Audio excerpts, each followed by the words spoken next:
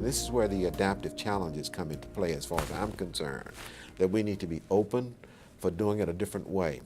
I've been told, I've heard, if you do it the same old way, you'll get the same old results. But I'll take it further. If you do it the same old way, you'll get less results.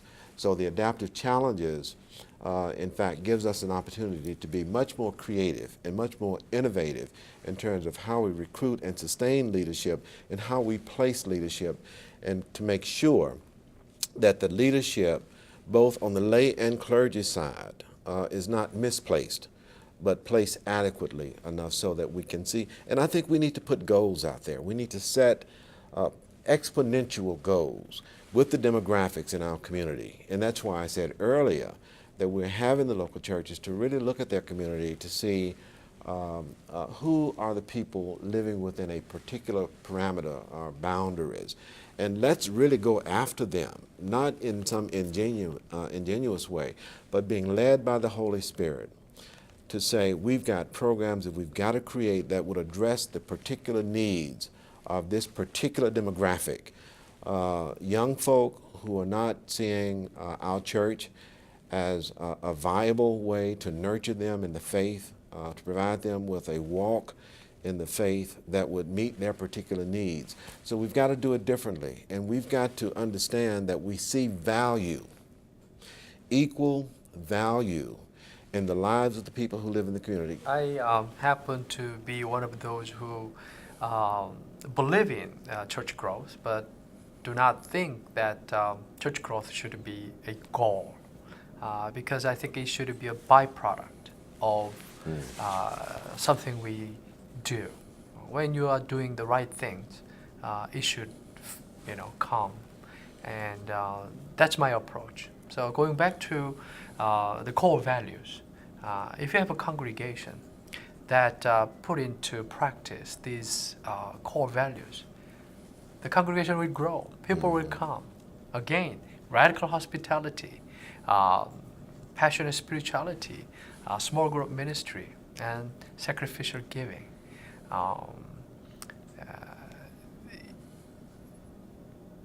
So I believe church growth will take place when these things are in place. So the work that you've described for the plans focuses on particular ethnic communities. But there are those who would seek a experience in their church life that's not simply African American or Black, or that's not primarily Korean, but is more multicultural in its expression.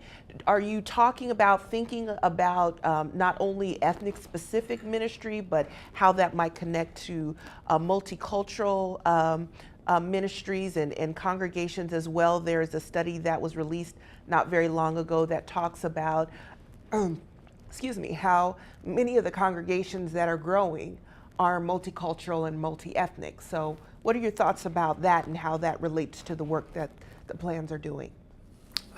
This new area of starting and helping grow multi-racial and cultural congregation, I think is a very important work.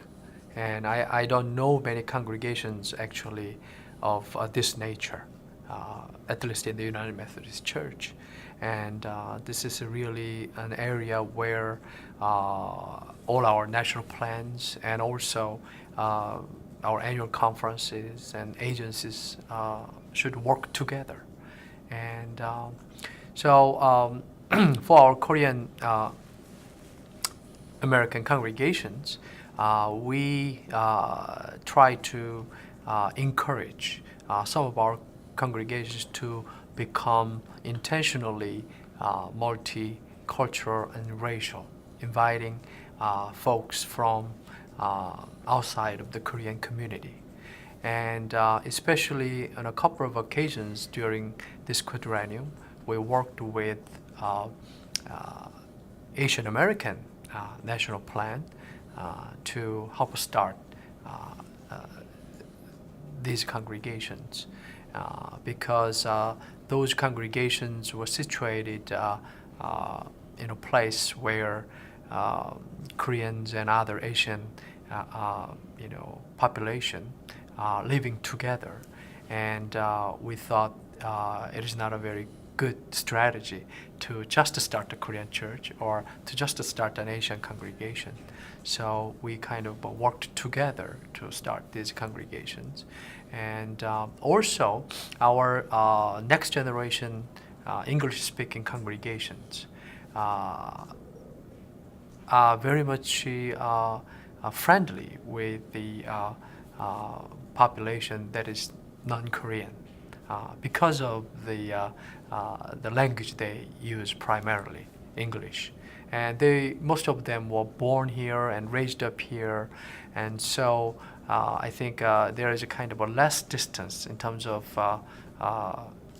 culture between the next generation Korean Americans and also non-Korean Americans. So these congregations are becoming more multiracial and cultural without our encouragement. It's just happening. So we continue to support these congregations too. Quite frankly, SBC 21 has focused almost exclusively upon adhering to its mandate to be emphasizing the strengthening of the black church. That does not, it's not an either or, I think it's a both and we're moving down that track. Given the reality of where our communities are today, and especially this generation, we can see it every day where they are much more open to multicultural, multiracial tiers of interaction, relationships, both in communal ways but also in personal ways, and the church has got to get on board in that way. So multicultural ministries and multiracial ministries and components is a must, but it's not at the expense of one or the other. But we can go down 2 tracks at the same time, or 3 tracks, if you will. Again, I don't want to sound pietistic, but if we go back to the beginning of the ancient church, the early church, we had Africans, we had Asian, we had Anglo, if you will, Saxons, if you will, working together. And scripturally, Paul was trying to break those barriers. There's neither free nor slave, male, female, black, white, so forth and so on. We've got to adopt and to adapt that same kind of approach in ministry. Our church must reflect, and our ministries must reflect, the kind of multicultural diversity which in fact enriches all of our lives. It gives us a tremendous advantage when we can begin to develop in very intentional, long-term, sustainable ways by which we begin to reflect the kingdom of God as I believe it is, and that is the creation was not singularly cultural, it was multi, and I think that's the track in which we've got to go. It's not easy.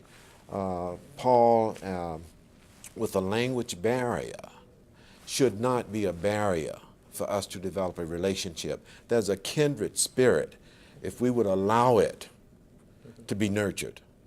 It's a God thing, and I think that when we ignore that and when we try to go around that, then I think that's where we make the mistake. And so the greatest opportunity for growth, both numerically and spiritually, and they're both equal. Well, in fact, I won't say they're equal. I think spirituality is probably greater than the numbers because there is a power and a source that's divine that numbers cannot measure up to. So I think the growth, both spiritual and physical growth, will be a byproduct, as Paul said earlier. If we're doing what our faith is calling us to do, we don't have an option.